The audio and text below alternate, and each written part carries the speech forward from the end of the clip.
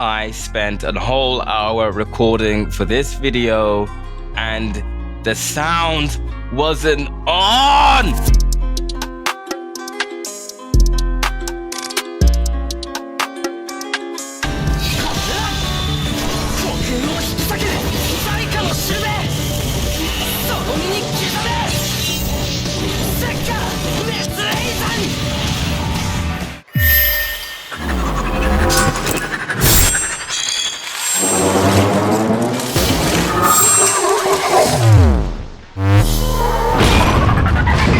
So that was Kanata's Cursed Bladeshadow attack from the upcoming Tales of Crestoria game for mobile.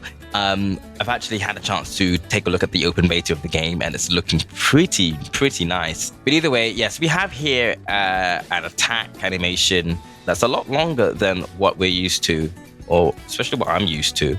I think like Tifa's Somersault and Velvet's Annihilating Crash only lasts like 3 to 4 seconds.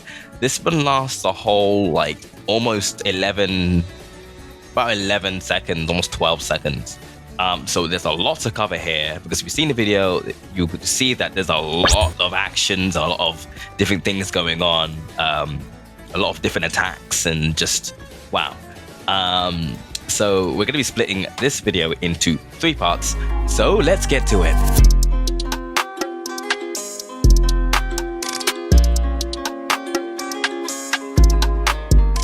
So if you look on the right-hand side here, you can see all the sounds that are in the project. There's a lot of them here, some of which are duplicates and weird edits that we're not going to bother with, but I will be going down the list. So first of all is we have an 808 bass generated from Initial Audio's Sector Polyphonic Wavetable synth, which I got on sale from Plugin Boutique a while back. I've quite liked this. It's very good for making like EDM or hip-hop beats. So I've got this preset called 808 Distorted, which I've been using as my sub bass source of sound. Whenever I need a sub bass, I whap this on and play a note, and then I work with it. We also have another synth from Sector. This one is Drama Filled preset, which is under bells. So it's a bell synth. And that basically goes like this, not like that. Wow, that almost sounds like something from Tri-Ace now that I think about it. But yeah, it's basically this sound, and I think I can replay it. It was... Of course, I cut out the delay. And those are the only 2 like synths that I used for this project, actually, which is quite surprising considering how sci-fi everything sounds towards the end. So with the more organic source sounds, we have from Blip Sounds, we have a sword slide, UFO impact, which I've used many times before. We have the sound of wood breaking, car crash sound, grandfather clock, the sound of a metal door slamming, which was one of the most defining sounds that we used in the Annihilating Crash video. A fart. More on that later. Paper bag crumbling. We have the sound of someone screaming. We have the sound of like thunder. Foley movement, a sword impact, and that's more or less it, actually. Yeah. So we're going to be looking at the play-by-play of this video right here. We're going to quickly go through this. So we see Kanata bring out his right hand forward as he activates some sort of symbol on his hand, which shows a little symbol, very redundant sentence. And then a big light appears, which shows this massive glyph that appears in the sky. Then Kanata grabs his sword, runs up to the enemy and hits them with an upward swing, sending the enemy flying away and Kanata upwards through the glyph that he's created, right? Then the entire space changes as if he's in an alternate dimension, and everything is all dark and electricity based and energy based, and he's charging up his sword with dark energy, with dark electric energy. And then eventually he swings his sword just like that. And then it seems like he tears the space and time continuum asunder, right? And the enemy's caught in the middle. Then the void closes. until there is nothing but null space. And then it opens back up again with a big explosion from Kanata, in which where we see the explosion before the actual blast happens. As you can see, the screen is shaking very violently. If I play it in real time, you'll see that you'll see the explosion, and then after a brief delay, then the screen will start shaking. So it's explosion, blast. So that's basically how the animation goes. So for the next part, we're going to go over the first half, which goes from the beginning up until Kanata enters the alternate space.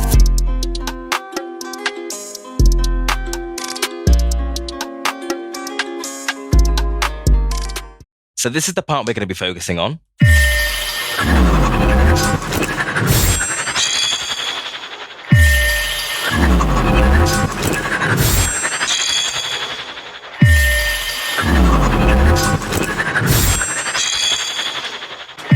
All right, so first we're going to look at when Kanata brings out his right hand and a marker appears. I used a bunch of sounds for this.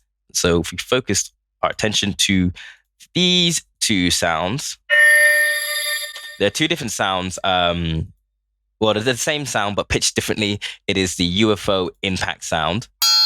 That's what it was. But at a fade in, you get a more softer sound. And with some pitching and some reverb and EQing, I create that sound. And with some different pitching and EQing, so I got a lower and a higher one. So it creates a nice layered effect like that. In addition to the bright, sparkling sounds, you'll notice that on screen, when the glyph appears, there's a slight pulsating visual effect. You can see right there where everything's sort of pulsating. So to signify that, I put in a sub bass to give it that sort of pulsating effect. What? Like that. If you're on laptop speakers or really bad speakers, you're probably not going to be able to hear this. But if you're wearing headphones or you've got really good speakers or whatever, it should be fine. But laptop speakers aren't going to be able to hear the nuances of the sub bass. But I've got that. It's basically just an 808 bass, which was played on the synth. Then we have a synth melody from before. Just like that. Did some things with it, basically pitched it, put a delay on there. And it's more just added flavor to the sound. Speaking of added flavor, we also have this sound, which I've got under here as sword shing, because that's what it actually is, like that. But put through some effects, such as pitching it up a little bit and adding a little bit of delay and using some reverb. Now, I've got this new thing called Phoenix Verb from Exponential Audio. It's currently on sale for about £10 on pluginboutique.com. It's from the same company that did Excalibur, which I had been using before. So both very good. I think they go for a good 60, 50, 70 pounds at base.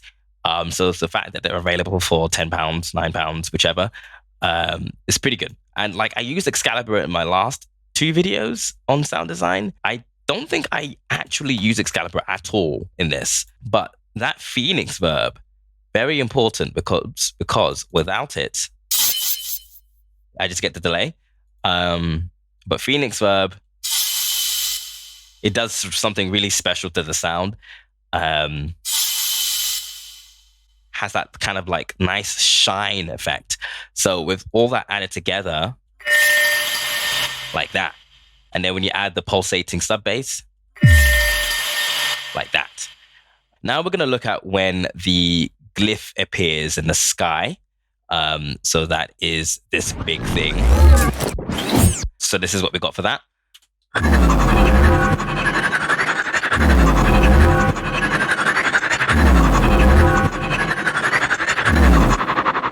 So looking at the sounds used here, we have a second sub bass here and a third sub bass here. So we're going to play the second sub bass, right? And here's the third sub bass. Very short. So basically, you'll notice that the pitch sort of goes like, that is because I use pitch automation to bring it down a little bit. Same with the third one down here. It goes up a little bit over time, just to create that sort of pitch bend. Now, with the actual sound by itself, the bass sounds like this. Again, if you're on laptop speakers, you didn't hear that at all. But with some processing, which includes taking out the high end and pitching up slightly and compression and saturation and a bit crusher. I realized when I was first doing this whole sound design thing, I realized that I didn't have a bit crusher. And I was like, okay, cool. So I went over to pluginboutique.com and I went into the search menu and I typed in bit crusher and I found about 4 or 5 different bit crushers from different companies that were going for free. So this is just one of them.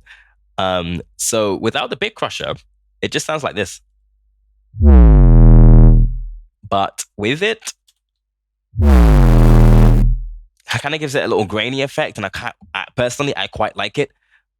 So it goes the same for the rest of the sub bass that you'll hear throughout the sound design. So with this Glyph Sparkle thing, I actually used it again to create ambiance for the Glyphs. I'm going to actually rename it Glyph Ambiance, which is this big thing over here, which plays while it is present. And it sounds like this. So what that is actually just the previous sound, but I cut it in the middle. What I did, I cut it in the middle, then put the first half behind the second half and crossfaded them, rendered it out as its own audio, and then it's able to create a continuous loop. What I'll give a quick example of what I'm talking about. If I go all the way up here and just record something real quick.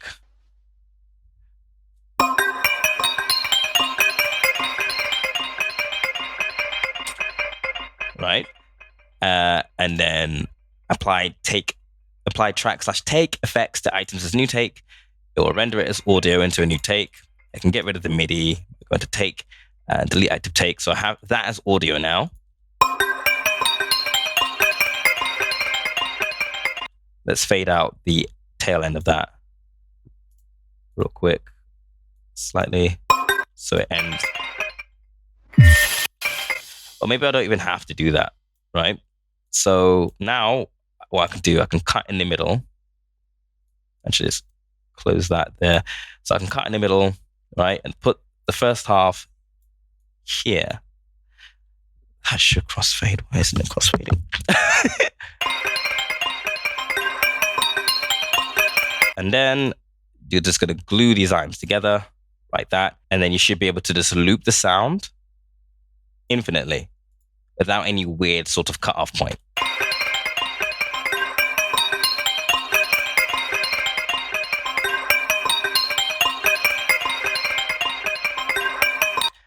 And it goes to the same as reversing the sound.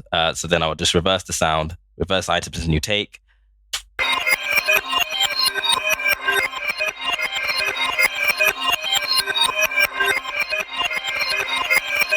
Right? And then you can do whatever you need to do with it, such as maybe a modulation where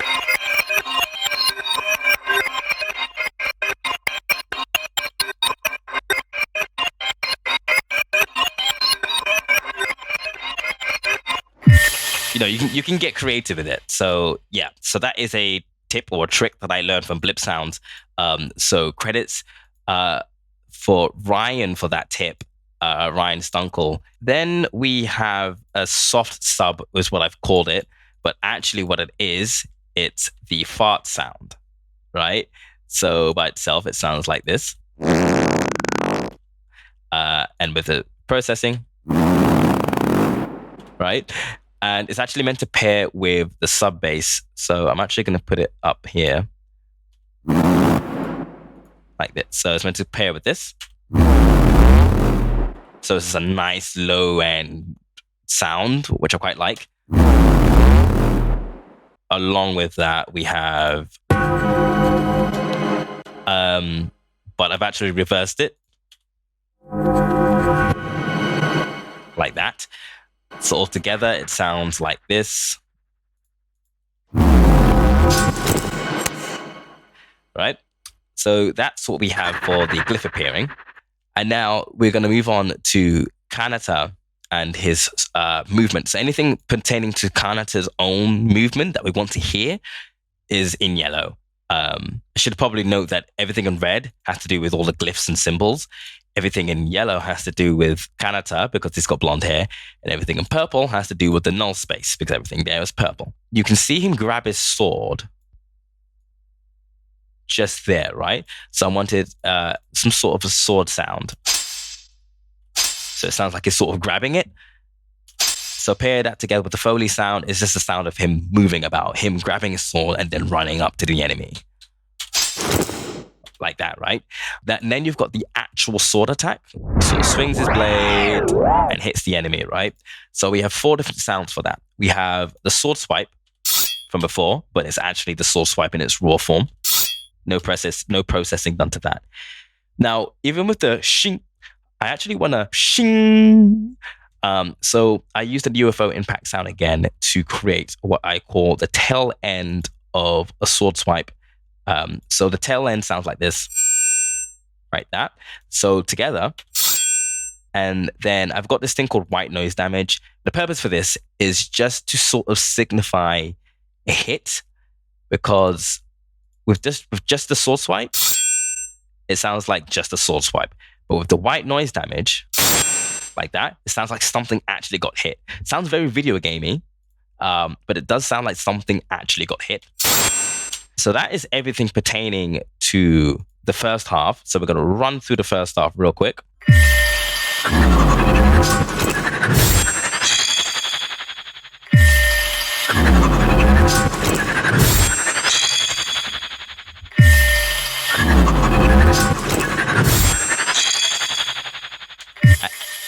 And moving on to the next part where we're going to go and look at everything to do with the null space.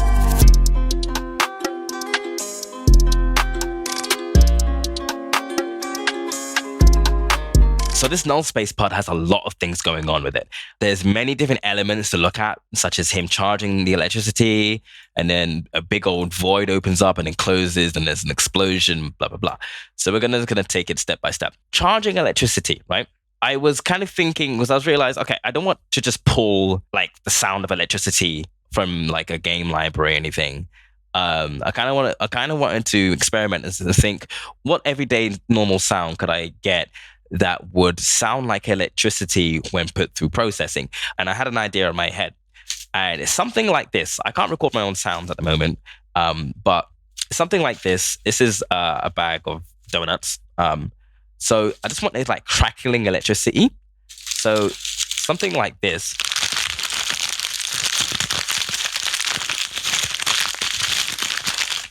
It can sound like crackling electricity. I just want to get those high, very high, prickly bits. I'm going to crush my donut if I continue doing that. So I've got something similar, right? And when put through processing with a flanger and chorus on, we've got this.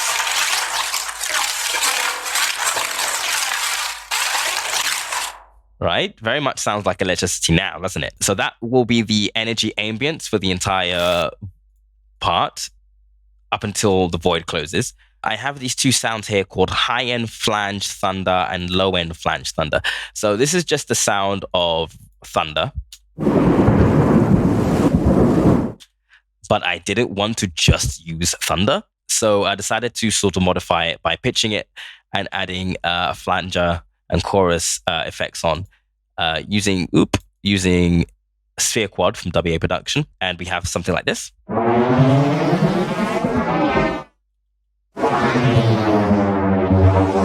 We have a second one called low end, which sounds like this. So it's basically the same thing, but one's been pitched down a lot lower. So together you have a very atmospheric thunder. So paired with the energy ambience, you get an atmosphere like this. So you got sounds covering the whole frequency spectrum. which I very much enjoy. Now, if we look at him swinging his sword, right, I'm going to bring your attention to a certain part from the original in which he swings his sword.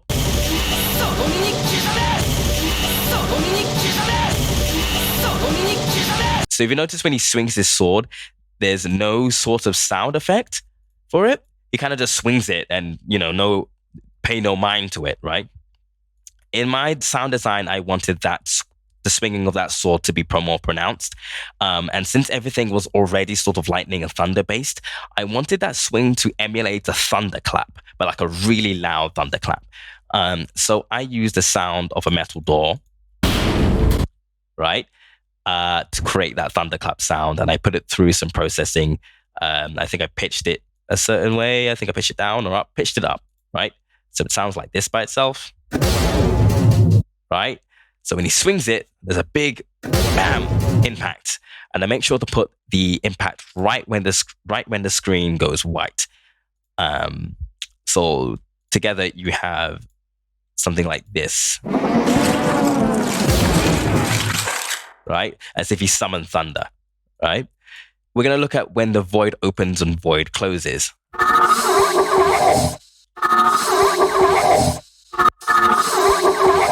I have about 5 different sound effects for it.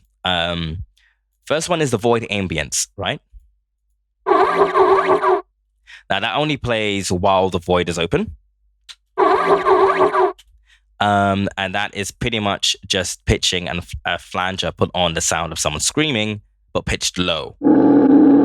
I've got a void open, a void close, and laser void open, and a laser void close.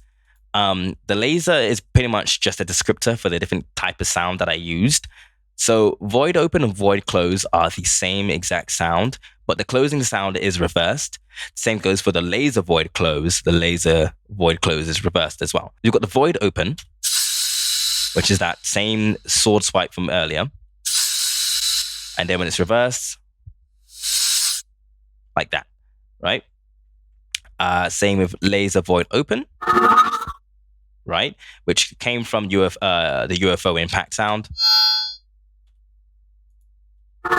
Now we have that, which used a whole bunch of processing, including saturation, some flanger, and some distortion. And then the laser void close is just that same sound, but reversed.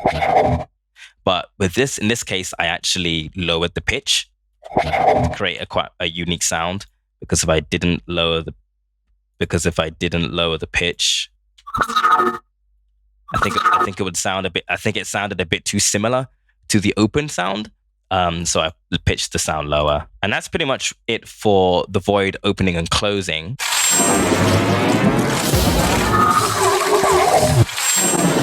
And now for the final part, in which the space completely closes with a line until it's null space, right? So to portray that, I used some subspace that I bit crushed to death. Now, here's what I did here. I used a volume automation to make the sound go quiet. So it is not completely quiet, but very quiet at the time of null space. And then it goes right back up. See if I can make this bigger.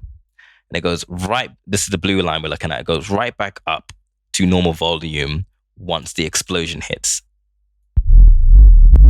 So it goes up like that. So I created my own sort of ducking effect. And then this right here, the red graph, is the automation of the pitch, which you notice the sound goes.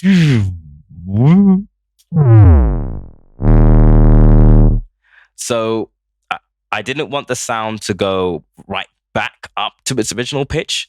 So I want to go.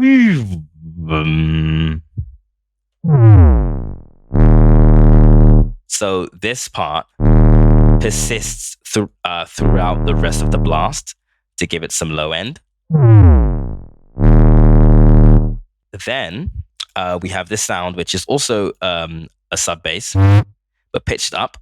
And it's actually reversed, and it's meant to sort of signify space coming back. So when you pair them together,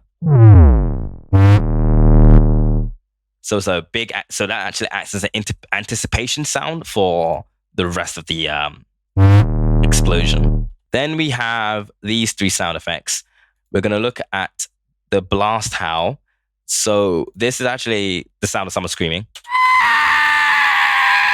which sounds hilarious. But when put through processing, such as I use sphere quad again from WA Production to create a flanger effect, then I have a pitch that actually goes up in pitch, like that. And then I have another sphere squad that acts as a gate. A gate has a gating effect, and this is also automated. So let's have a look at the automation graphs down here. So the first pink one is a graph for the actual pitch, right? So, oops. So as we go, you can see it go up in pitch. For the second red graph, this is the LFO frequency, low filter oscillator, which is going to be this middle knob here. This controls the rate at which the frequency acts. Without this automation, it would have gone. But with the automation, the lower it goes, the slower the sort of like gating effect happens. So you get a sound that goes.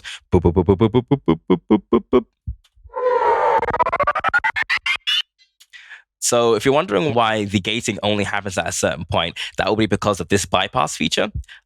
So if controlling the bypass of the plugin, if you use my mouse and you can see this bypass button, bypass basically means it is foregoing any effects from the plugin. So right now I have it set to on during this section here, which means the gating effect is not going to happen because I don't want the gating effect to happen just now, but I want it to happen from the moment the actual blast starts occurring. So that's why the bypass only exists for that moment.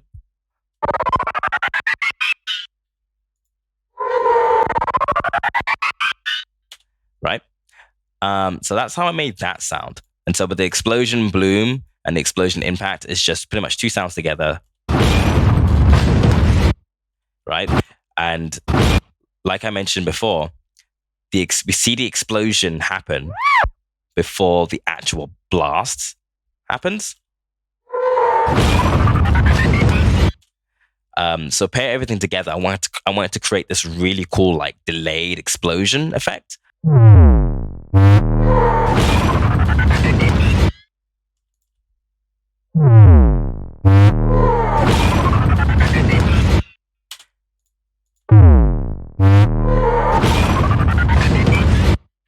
And that's pretty much it. So paired with the rest of the null space sound effects,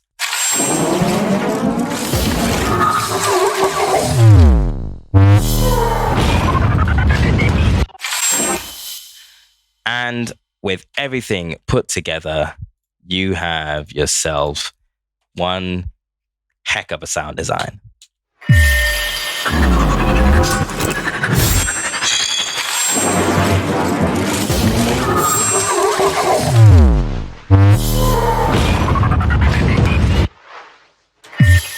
And that's that. I'm actually super stoked about this one. I'm very proud of myself. This is probably like my 5th sort of practice thing with sound design, and I'm kind of really happy with how this one came out. I think I spent a good 6 hours on this straight, and I'm really sort of happy with the ideas that I came up with and what I was able to do. And it sounds very vastly different from the original. And I just might be tooting my own horn, but I do think there's a lot more interesting elements that I put in here than the original sound. But yeah, that's been this for me. I hope you've enjoyed this video and the others. I'll still be putting out a couple of more sound design stuff like this. Don't worry, covers are still on their way. But it's just been real interesting to sort of take up a new sort of skill set during these quarantine times. So give the video a like if you did sort of enjoy the video. And yeah, thank you for watching. Take care, stay safe, and stay awesome.